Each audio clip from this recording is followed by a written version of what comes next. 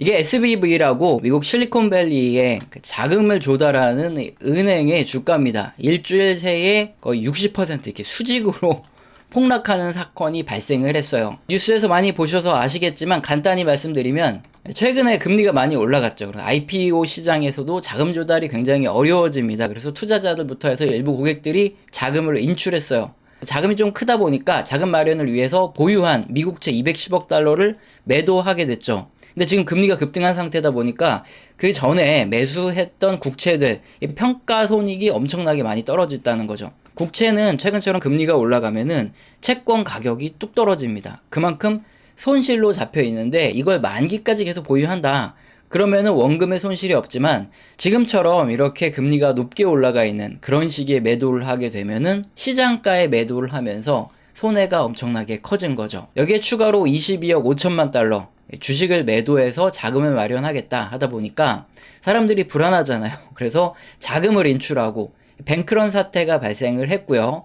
결국에는 그래서 파산까지 가게 된 이런 사건입니다. 현재까지는 SBV가 가지고 있는 자산을 매각하게 되면은 충분히 예금자들의 돈을 돌려주고 남는다. 이런 얘기가 있는데 그것도 불확실하니까 현재까지는 상황을 지켜보고 있는 이런 단계죠. 그런데 우리가 알고 있어야 되는 것, 이게 핵심이 아니라는 거죠. 이 사태가 2008년 금융위기 당시에 리먼 브러더스 사태처럼 은행 시장에 시스템적인 위기를 만들어서 금융위기로 가냐 마냐, 이것만 지금 사람들이 관심을 많이 가지고 있어요. 이미 어느 정도 결론은 나왔죠. 이게 금융 시스템 전반으로 번질 문제가 아니라는 거죠. 자, 그러니까 별일 아니네 하고 넘어갈 수 있는데 진짜 핵심은 다른 데 있습니다. 이런 현상이 발생한 전체 경제 상황을 제대로 판단하면 명확하게 눈에 들어온다는 거죠. 핵심만 여러분 이 얘기를 듣고 나시면 확실히 어떻게 해야 될지 이해가 되실 겁니다. 역사적으로 금리가 인상이 되고 난 후에 금리 인상이 중단되고 그 다음에 기준금리가 인하가 돼요. 1990년대도 보시면 파란색이 기준금리죠. 기준금리가 인상이 됩니다. 인플레이션 때문에. 그 다음에 인상이 중단되죠. 금리가 올라가니까 인플레이션이 잡히고 그 다음에 금리가 떨어집니다. 왜냐? 경기가 어려워진다, 둔화된다 하니까 금리가 오히려 낮아지는데 그러던 와중에 1991년에 이렇게 한번 침체가 왔고 2000년 IT 버블 당시 2001년에 9.11 테러 이후부터 경기 침체가 온 것도 마찬가지로 기준금리가 올라가고 인플레이션이 잡혀서 기준금리 인상이 중단됐어요.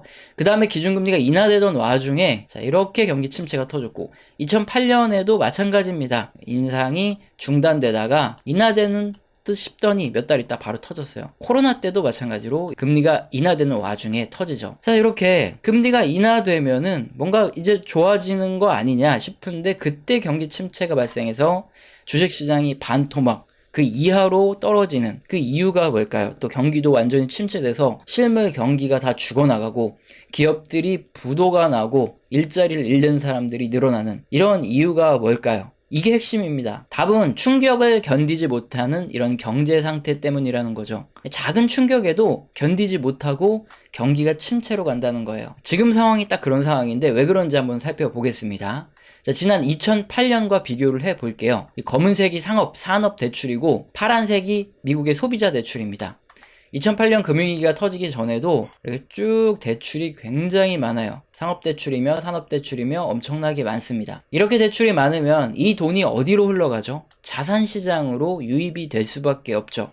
부동산이든 어떤 주식자산이든 자산 가격이 대출이 많을 때 항상 비싸집니다. 지금은 어떤가요? 지금도 마찬가지로 미국의 상업대출, 산업대출, 소비자 대출이 굉장히 높게 올라와 있는 이런 상황입니다. 근데 자산 가격이 아직도 많이 비싸져 있는 이런 상황이라는 거죠. 그럼 어떤 문제가 발생하냐? 기준금리가 인상이 돼 있잖아요. 그렇다 보면 앞서서 말씀드렸지만 대출이 많이 늘어나 있는 상황에 대출금리가 급등을 합니다. 이 미국의 30년 모기지 대출 금리인데 지금 거의 7% 가깝게 올라가고 있어요. 이때 2008년 금융위기보다 지금이 더 높은 상황입니다. 대출 금리가 급등을 하면 사람들이 쓸 돈이 없겠죠. 거기다가 자산 가격도 앞서 말씀드렸지만 너무 비싸진 상황이에요. 누군가는 구매를 해줘야 되는데 주식이든 부동산이든 여기서 적극적인 구매가 일어나기 힘든 상황, 여기에 대출금리가 급등을 했으니까 기업도 대출을 받아서 투자를 하건 뭘 하건 하는데 전부 다 마찬가지라는 거죠. 개인, 기업 모두 전 산업 부분에서 지금 소비가 굉장히 위축될 수밖에 없는 상황이라는 겁니다.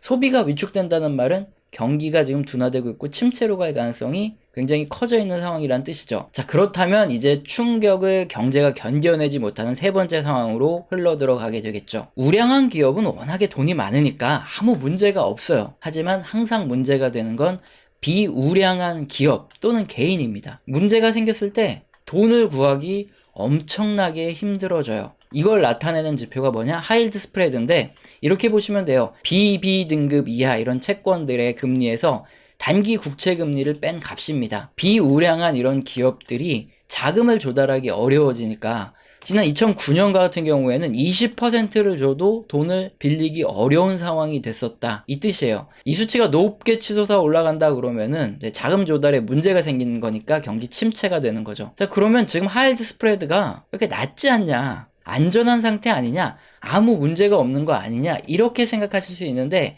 이게 아니라는 거죠. BB 이하의 채권 금리에서 단기 국채 금리를 뺀 값을 하이힐드 스프레드라고 말씀드렸는데 여기에 모든 해답이 있습니다. 회사채 금리는 어떻습니까? 금리가 높아질수록 자본 조달이 힘들어지는 거고 금리가 낮아질수록 자본 조달이 쉬워지는 겁니다.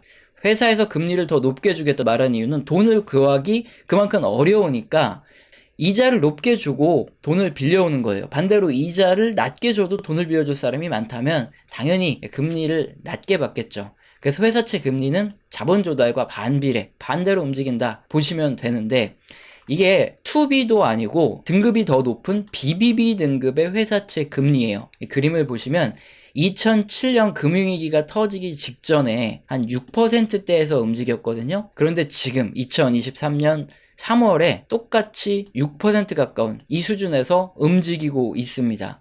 그러면 앞서서 하이힐드 스프레드는 왜 이렇게 낮아진 것처럼 보이냐? 기준금리가 급등을 했기 때문에 그래요. 기준금리가 너무 빠르게 급등을 했기 때문에 지금 회사채 금리 있죠? 얘네들이 뭐 올라갈 새도 없어요. 그냥 확 따라잡힌 겁니다. 그래서 하이힐드 스프레드가 안정적인 상황으로 보여지는데 현실은 그게 아니에요. 지금 BBB 등급, 그러니까 BB 등급보다 훨씬 더 등급이 높은 우량한 회사들조차도 돈을 빌리기 굉장히 어려운 상황이라는 겁니다. 그러면 BBB 등급 회사는 어떤 회사들이냐? 아주 뭐 그냥 허물어져 가는 회사들일까요? 아니에요. AT&T 여러분 다 아시죠? 미국의 대표적인 통신사입니다. 그 등급의 회사예요. 그리고 포드 자동차 마찬가지로 BBB 등급입니다. 그리고 CVS 헬스케어 하시는 분들은 다 아시죠? 크래프체인지 말 많이 들어보셨죠 이거. 그리고 옥시덴탈 여러분 다 아시죠? 이거 석유 관련주. 이렇게 유명한 회사들이 전부 다 BBB 등급이에요. 지금 상황이 어떠냐? 금융위기 직전 수준으로 돈을 빌리기 힘든 상황이에요. 그럼에도 불구하고 기준금리가 너무 빨리 올라가서 하이힐드 스프레드는 안정적인 것처럼 보여진다는 겁니다. 그럼 하이힐드 스프레드는 선행하는 지표일까요? 후행하는 지표일까요? 후행하는 지표예요. 금융위기가 터지기 직전 2007년 있죠? 이때 하이힐드 스프레드 지금보다 더 낮았어요. 금융위기 터지고 나서 솟구치는 게 하이힐드 스프레드입니다. 그러니까 지금이 어떤 상황이냐면은 2007년하고 거의 유사한 상황이에요. 이게 BBB 등급의 이런 AT&T부터 포드부터 CVS, 크래프트하인즈, 옥시덴탈 이런 회사에 돈을 빌려주느니 국채에 투자하면 거의 유사한 금리를 받을 수 있다는 소리예요. 그러면은 상식을 가지고 있는 사람이라면은 AT&T부터 포드, 뭐 CVS, 크래프트하인즈 이런 회사에다가 돈 빌려줄까요? 아니면 그냥 국채 투자할까요? 당연히 국채 투자하거나 예금에 투자를 합니다. 그게 훨씬 더 안정적이고 앞으로 금리 더 올라갈 수도 있는 그런 상황이기 때문에 절대 BBB 등급 회사에다가 투자를 안 할 수밖에 없는 상황이에요. 그렇다면 그 말은 무슨 소리냐? 앞으로 BBB 등급 회사들은 돈을 구하기 엄청나게 어려워질 겁니다. 그래서 이 파란색의 BBB 등급 회사채가 앞으로 이렇게 올라가는 사건이 터질 수 있어요. 자금 조달이 안 되니까. 그러면 하이힐드 스프레드가 이렇게 튀어 올라가는 거고 그제서야 부랴부랴 경기 침체가 와서 이제 난리 나고 주식시장 폭락하고 다 죽어나가는 소리가 그때 나올 텐데 이 하이힐드 스프레드는 후행 지표라는 거죠. 이걸 보고 판단하려면 절대 안 됩니다. 그래서 지금 하이힐드 스프레드가 낮았다? 이것만 가지고 이래서 안정적이구나 말하면 절대 안 된다는 거죠. 실제 각각 세부적인 금리 상황을 보고 알아야 된다는 거예요. 제가 이 침소봉대라 그러죠. 작은 바늘을 큰 몽둥이만 하다고 말하는 이걸 하려는 게 아닙니다. 유튜브 보다 보면 조회수 빨아먹으려고 진짜 침소봉대하는 애들 굉장히 많아요. 근데 저는 그렇게 할 생각이 없어요. 사실을 있는 그대로 말씀드리고 싶을 뿐이라는 거죠. 이렇게 위험한 상황인데 다들 아니라고 말해요. 그리고 제가 아니라고 말하면 자기가 주식을 지금 당장 투자했거나 이런 분들은 굉장히 욕을 합니다. 네가 그런 소리를 하면은 재수없게 주식에 빠질 수도 있지 않냐. 그러니까 위험해도 위험하다라고 말하지 말아라. 만약에 네가 틀릴 수도 있지 않냐? 그런데 네가 뭔데 그렇게 얘기를 하냐? 이렇게 욕만 하려는 사람이 많아요. 근데 사실을 사실 그대로 얘기를 안 하면 선량한 다수 사람들은 잘못해서 이런 시기에 투자를 해서 손해를 볼 수 있다는 거죠. 그래서 저는 사실을 그대로 말씀드리고 싶을 뿐이에요. 침소봉대가 결코 아닙니다. 자, 이 BB 등급을 볼까요? BBB 등급보다 더 낮은 회사채 금리는 지금 7%입니다. 이게 원래 더 높게 올라갔어야 되는데 당장 그렇게 안 올라가고 있는 것 뿐이에요. 금융위기 때도 약 7%대에서 움직였고요. 금융위기 직전에 유럽 재정위기 때 7%, 중국발 부채위기 때, 그리고 코로나 때 7%로 이렇게 치솟은, 한마디로 지금은 나머지 이런 금융위기 상황과 마찬가지로 비우량한 회사들은 자금 조달에 문제가 생겨있는, 곧 이게 터질 수밖에 없는 이런 상황이라는 거예요. BBB 등급 회사채도 마찬가지죠. 2008년 금융위기가 터지기 직전 수준으로 이렇게 돈을 빌리기 힘든 상황에 놓여 있어요. 그래서 여러분들이 뭐 유튜브 요즘에 활성화되면서 뭐가 문제냐면은 증권 전문가라고 하는 분들 너무 말을 믿으면 안 돼요. 맹신하면은 죽어나가는 겁니다. 왜냐?